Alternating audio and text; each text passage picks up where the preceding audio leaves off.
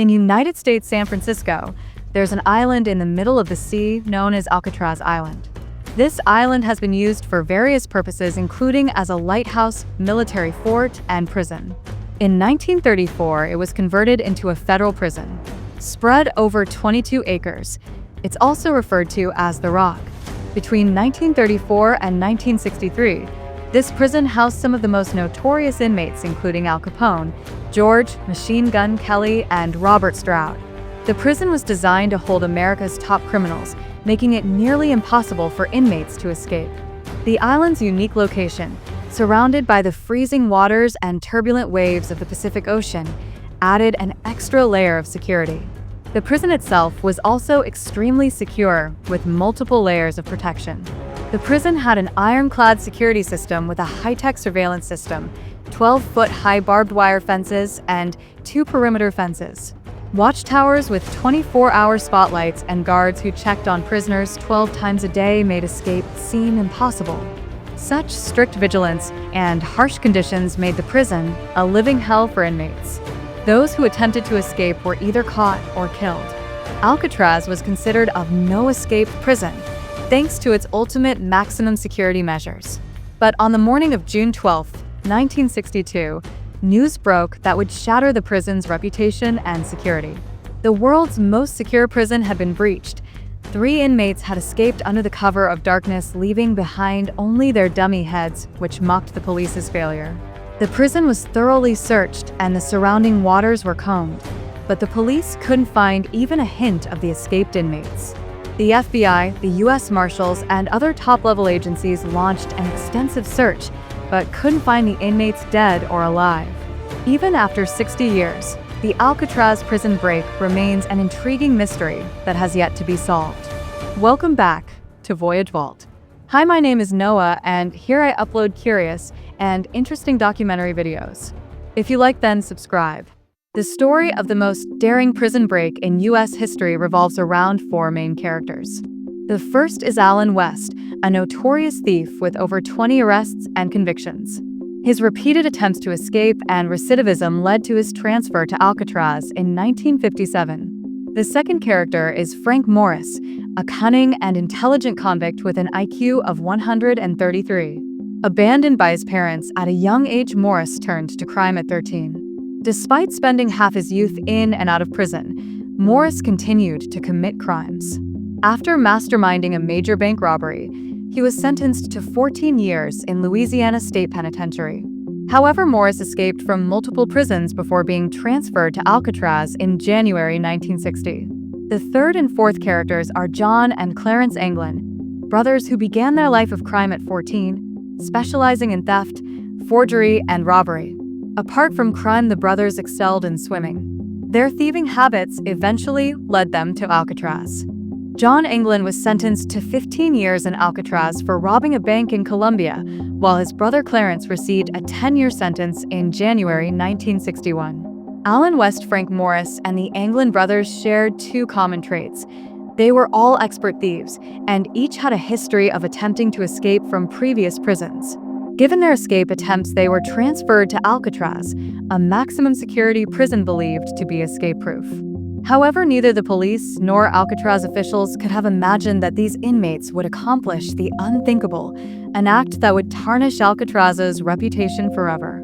Due to their similar nature, the 4 inmates quickly became friends. Whether eating, participating in activities, or performing duties, they would often discuss their plan to escape from Alcatraz, carefully avoiding detection. The 4 formed a perfect combination, each contributing their unique skills to devise a plan that would ultimately lead to their daring escape. Frank Morris was intelligent enough to devise a robust escape plan. Allen West, having spent several years in Alcatraz, knew the prison's layout and loopholes. He had gathered essential information about the prison structure during his 3 to 4 years of incarceration. John and Clarence Anglin, being expert swimmers, could figure out a way to cross the chilly waters surrounding Alcatraz. However, their primary concern was being housed in separate cell blocks. To execute their plan, they needed to be in the same cell block, near each other's cells. Surprisingly, they discovered that cell block B was the most vulnerable spot, with a ventilation shaft made of unprotected concrete. If there was any chance of escape, it had to be from cell block B. Using their cunning, they convinced the jail staff to transfer them to adjacent cells in cell block B. Their first target was achieved, and the 4 inmates began devising a plan to escape. Their primary objective was to reach the ventilation shaft in cell block B, which was weak and not sealed with concrete. From there, they could climb to the roof and potentially escape. However, the biggest question remained: how to reach the ventilation shaft. After much contemplation, the inmates decided that the ventilation crate in their cells was the best way to escape. Each cell had a metal ventilation grill, behind which lay a narrow, enclosed utility corridor containing pipes, heating ducts, and other infrastructure. This corridor was rarely visited, making it an ideal route for escape. The inmates devised a plan to break through the ventilation grates and dig through the adjacent area to create a hole large enough to pass through. They used stolen metal spoons from the kitchen and created a homemade drill using a vacuum cleaner motor to speed up the process. To avoid detection, they worked during music hour, when loud music drowned out any noise they made. They took turns keeping watch while the others worked, ensuring their activities remained unnoticed. After weeks and months of meticulous effort, the 4 inmates finally managed to create a sizable hole in the ventilation grates in their cells. To conceal the holes, they fashioned fake ventilation grates using cardboard, music instruments, and other objects. These replicas were designed to look normal from the outside, allowing the inmates to continue their escape plans without arousing suspicion. With their tunnel almost complete, the inmates could have escaped any night, reaching the ventilation shaft and climbing to the roof. However, they still faced the treacherous waters surrounding Alcatraz, which had foiled all previous escape attempts. To overcome this challenge, the 4 inmates decided to create life jackets, a raft, and paddles to navigate the waters. To build these essential items, they needed a secret workshop. They decided to create one above their cell block by accessing the unguarded utility corridor through the ventilation shaft. However, they had to deceive the guards into thinking they were in their cells. To achieve this, they crafted realistic dummy heads using plaster, toilet paper, soap, and paint. They even added human hair, which Clarence Anglin had collected from the jail's barbershop. Whenever they needed to work in their secret workshop, they would place their dummy heads on their beds covered with blankets, giving the impression that they were sleeping. With their secret workshop in place, the 4 inmates began crafting their escape tools. They stole various materials from the kitchen, laundry, and workshop, and created over 50 raincoats, which they converted into life jackets and a rubber raft. The idea for the raft came from a magazine they had access to. Frank Morris used a musical instrument, the accordion, to inflate the raft. Additionally, they crafted paddles using wooden pieces and stolen screws. After months of preparation, the inmates were ready to execute their plan. On the night of June 11, 1962, the routine at Alcatraz unfolded as usual. After dinner, the prisoners returned to their cells, and the guards conducted the evening count. The lights were turned off around 9:30 p.m., and the prison fell silent. However, little did anyone know that this night would change the history of Alcatraz forever. Immediately after the lights went out, Frank Morris, the leader of the group, signaled to his companions that it was time to escape. The inmates quickly removed the ventilation grates in their cells and began digging through the concrete surrounding the vents. Frank Morris, John Anglin, and Clarence Anglin managed to break through the vents and make their way to the corridor. However, Alan West struggled to dig through the hardened concrete and was left behind. Despite West's struggles, the other 3 inmates continued with their plan. They gathered their equipment from the secret workshop and began their ascent up the 30-foot high cell house roof, using the pipes for support. They successfully opened the ventilation shaft and climbed out onto the roof. As the night wore on, the 3 inmates made their way across the 100-foot roof, careful not to make a sound. They descended down a pipe to the ground and then navigated through the darkness, avoiding the watchtower guards. They skillfully crossed 2 12-foot high barbed wire fences and reached the edge of the water safely out of range of the tower lights. The 3 inmates then inflated their raft made from raincoats stolen from the prison using a musical instrument. They put on their life jackets and pushed off into the choppy waters, disappearing into the darkness. Meanwhile, one person was experiencing a turmoil within. Alan West, who had managed to escape from his cell after hours of labor, finally made it to the rooftop. However, as he looked around, he realized that it was too late. His accomplices had already escaped from Alcatraz, leaving him behind. With a heavy heart, West returned to his cell and defeated. The next morning, June 12th, 1962, the prison staff discovered that 3 inmates were missing during the morning count. The guards approached their cells, seeing what appeared to be the 3 inmates sleeping under their blankets. However, when they didn't respond to voices, the guards entered the cells and find the dummy heads made of paper and hair. A thorough search revealed a large hole in the wall near the vent leading to the utility corridor. The guards discovered the secret workshop and followed the footprints to the roof, where they found evidence of the inmates' escape. The entire prison was immediately put on lockdown, and a thorough search of the premises began. The police, FBI, and Army were all called in to assist in the search. Alan West, who had been part of the escape plan, was interrogated and quickly confessed, revealing the entire plan. According to West, the escapees had planned to use a raft to reach the mainland by crossing Angel Island, where they would steal clothes and money to continue their journey. 2 days after the escape, on June 14th, a paddleboard was found on Angel Island, matching the description of the one made by the escapees.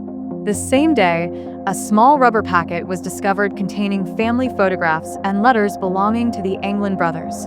In the following days, investigators found a fragment of a life jacket and a torn piece of a raincoat, similar to the ones used by the escapees. Despite these findings, no bodies were ever recovered, and the fate of the 3 escapees remained a mystery. Given the harsh weather conditions on the night of the escape, the strong currents around Alcatraz, and the lack of resources available to the escapees, investigators concluded that it was unlikely they survived the attempt. The official report suggested that the 3 men likely drowned in the San Francisco Bay or succumbed to hypothermia.